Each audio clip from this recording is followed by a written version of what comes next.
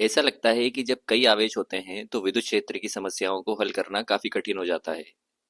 सैद्धांतिक रूप से ऐसा होना तो नहीं चाहिए, लेकिन जब कई आवेश शामिल होते हैं तो लोगों को अधिक समस्याओं का सामना करना पड़ता है।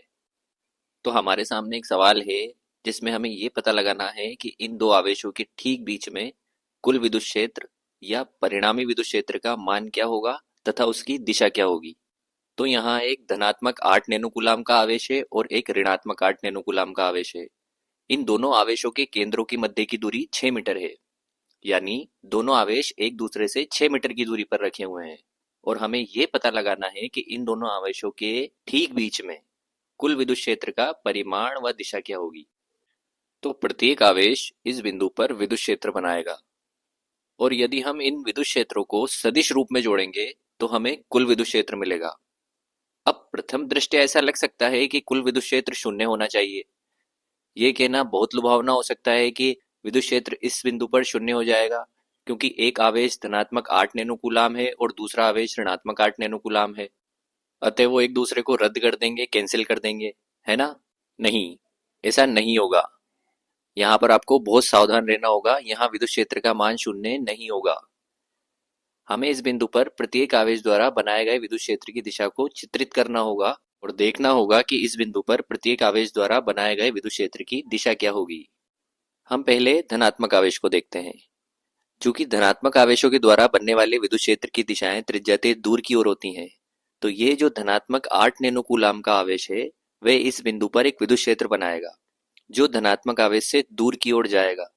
यानी इस बिंदु पर इस धनात्मक 8 नैनोकूलाम आवेश की वजह से जो विद्युत क्षेत्र होगा उसकी दिशा दाईं ओर होगी। और जब हम इस धनात्मक आवेश से बनने वाले विद्युत क्षेत्र की गणना कर रहे हैं, तब हम इस दूसरे ऋणात्मक आवेश को पूरी तरह नजरअंदाज कर सकते हैं।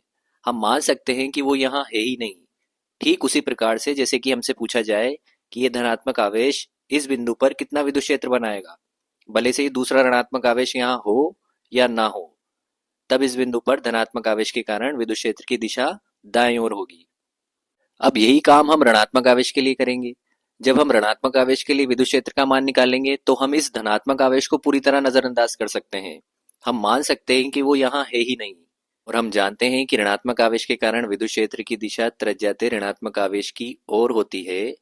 इसलिए इस बिंदु पर ऋणात्मक आवेश के कारण विद्युत क्षेत्र की दिशा भी दाएं ही होगी। यहाँ धनात्मक आवेश के कारण विद्युत क्षेत्र की दिशा दाईं ओर है तथा ऋणात्मक आवेश के कारण भी विद्युत क्षेत्र की दिशा दाईं ओर ही है। अब चूंकि दोनों के कारण विद्युत क्षेत्र समान दिशा में है, तो इन दोनों का योग करके हमें यहाँ पर कुल विद्युत क्षेत्र मिलेगा। तो ये दोनों आपस में एक दूसरे को रद्द या कैंसिल नहीं करेंगे, बल्कि इस बिंदु पर कुल विद्युत क्षेत्र दोनों में से किसी एक के विद्युत क्षेत्र का दुगना होगा। इसलिए हमें सावधान रहने की आवश्यकता है। हमेशा ऐसा जरूरी नहीं है कि एक धनात्मक आवेश और एक ऋणात्मक आवेश का विद्युत क्षेत्र एक दूसरे को रद्द कर दे। यह इस बात पर निर्भर करता है कि विद्युत क्षेत्र की दिशा क्या है। ऐसा भी हो सकता है कि दोनों के कारण बने विद्युत क्षेत्र एक ही दिशा में हो। तो अब हम यहाँ कुल विद्युत क्षेत्र कैसे निकालेंगे, हमें क्या करना होगा? तो सबसे पहले तो हम ये कह सकते हैं कि यहाँ कुल विद्युत क्षेत्र धनात्मक एक्स दिशा में होगा, क्योंकि दोनों आवेशों के कारण ही विद्युत क्षेत्र दाईं ओर ही आया है और हम इस दिशा को धनात्मक एक्स मान सकते हैं। तो यहाँ पर कुल विद्युत क्षेत्र धनात्मक एक्स दिशा में होगा तथा ये प्रत्येक आवेश के कारण उत्पन्न विद्युत क्षेत्र के योग के बराबर होगा। तो यहाँ हम पहले नीले आवेश के लिए लिखेंगे के गुणा नीला आवेश बटे आर का वर्ग। फिर हम पीले आवेश के लिए लिखेंगे तो होगा प्लस के गुणा पीला आवेश बटे आर का वर्ग। अब यहाँ हम इनके मान रखेंगे। के का मान हमें पता है, जो कि होता है 9 गुणा 10 की घात 9 न्यूटन मीटर स्क्वायर बटे कूलाम स्क्वायर, गुणा जो यहाँ नीला आवेश है जिसका मान है धनात्मक 8 नैनोकूलाम, और नैनो का मतलब होता है 10 की घात -9। मुझे ये नैनो का मान पसंद है क्योंकि ये 10 की घात -9 के में आने वाले 10 की घात 9 को काट देता है।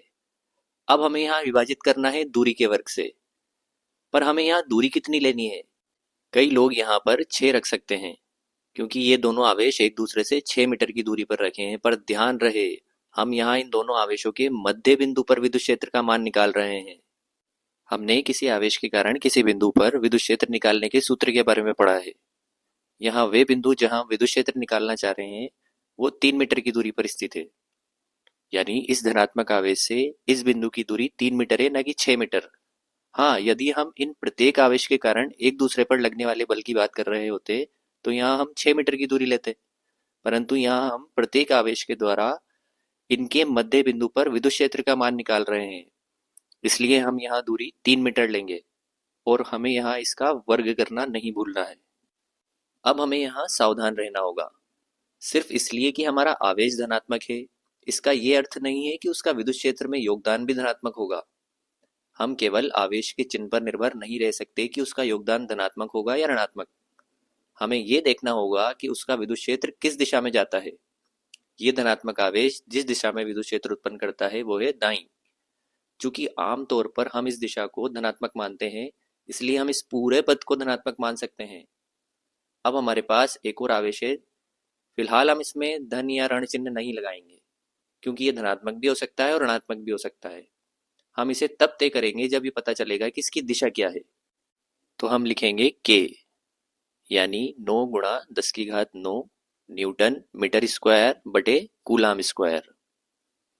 अब जो पीला आवेश है उससे गुणा करेंगे, जो कि है -8 नैनो कूलाम, पर हम यहाँ ऋणात्मक चिन्ह नहीं लगाएंगे, तो लिखेंगे 8 गुणा 10⁻⁻9 कूलाम।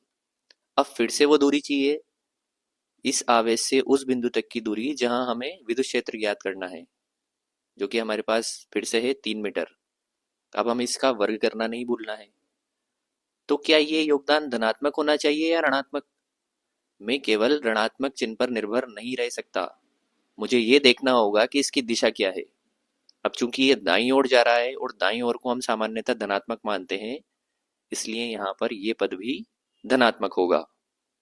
अब ये दोनों मान एक ही दिशा में है, जो कि है धनात्मक दिशा, इसलिए कुल विद्युत क्षेत्र इन दोनों के योग के बराबर होगा।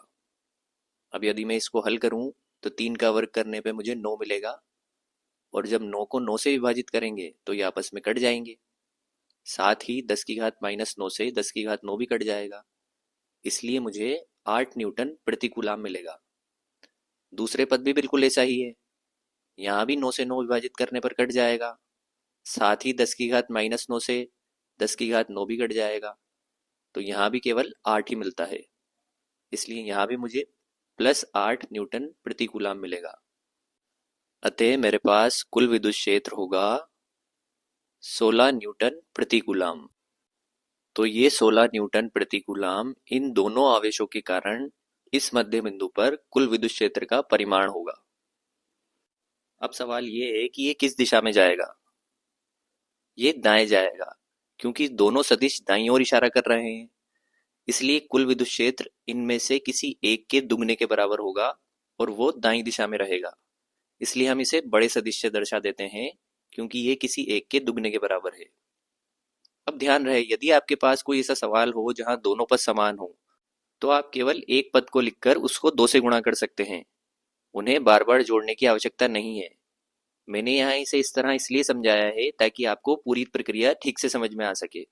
इस प्रकार अंत में हमें इन दोनों आवेशों के कारण इनके मध्य बिंदु पर विद्युत क्षेत्र का परिमाण 16 न्यूटन प्रति कूलाम प्राप्त होता है, जिसकी दिशा दाईं ओर है। अब यदि हम इसे बदल दें, यानी ऋणात्मक 8 नैनो कूलाम आवेश की बजाय धनात्मक 8 नैनो कूलाम आवेश कर दें, तब क्या होगा?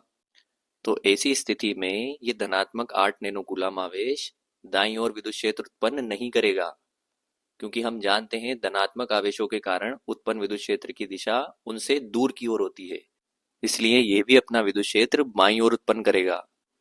इसका मतलब ये है कि इस बिंदु पर इन दोनों आवेशों के कारण कुल विद्युत क्षेत्र की गणना में इसका योगदान ऋणात्मक होगा, और हमें यहाँ पर इस पद के आगे ऋणात्मक चिन्ह लगाना होगा। भले ही ये धनात्मक आवेश है, फिर भी कुल विद्युत क्षेत्र में इसका योगदान ऋणात्मक होगा, क्योंकि ये ऋणात्मक दिशा में इंगित कर रहा है। और इससे होगा क्या? कुल विद्युत क्षेत्र शून्य हो जाएगा। इन दोनों धनात्मक आवेशों के कारण इस बिंदु पर विद्युत क्षेत्र की दिशाएं एक दूसरे के विपरीत दिशा में हैं, अतः यहाँ ये शून्य हो जाएगा। तो अब हमें यहाँ ये समझ में आया कि हमें यहाँ सावधान रहना पड़ेगा किसी भी आवेश के चिन्ह को लेकर। कोई भी आवेश धनात्मक है, इसका अर्थ ये नहीं है कि विद्युत क्षेत्र में उसका योगदान भी धनात्मक होगा, या कोई आवेश ऋणात्मक है तो उसका योगदान ऋणात्मक होगा। हम केवल आवेश के चिन्ह पर निर्भर नहीं रह सकते। हमें ये देखना होगा कि उसका विद्युत क्षेत्र किस दिशा में जाता है। यदि वे दाएं इंगित कर रहे हैं तो आपको पथ के आगे धनात्मक चिन्ह लगाना होगा, और यदि वो बाएं इंगित कर रहे हैं तो आपको पथ के आगे ऋणात्मक चिन्ह चुनना पड़ेगा। तो संक्षेप में देखें तो कई आवेशों के कारण कुल विद्युत क्षेत्र ज्ञात करने के लिए हमें उस बिंदु पर प्रत्येक आवेश द्वारा उत्पन्न विद्युत क्षेत्र को चित्रित करना होता है जिस बिंदु पर आप विद्युत क्षेत्र निर्धारित करना चाहते हैं। प्रत्येक आवेश के परिमाण का योगदान खोजने के लिए आप परिमाण वाले सूत्र का उपयोग करेंगे, तथा हमें यह तय करना होगा कि आवेशों को धनात्मक लेना है या ऋणात्मक, लेकिन चिन्ह के आधार पर नहीं, बल्कि उनके द्वारा उत्पन्न विद्युत क्षेत्र की दिशा के आधार पर।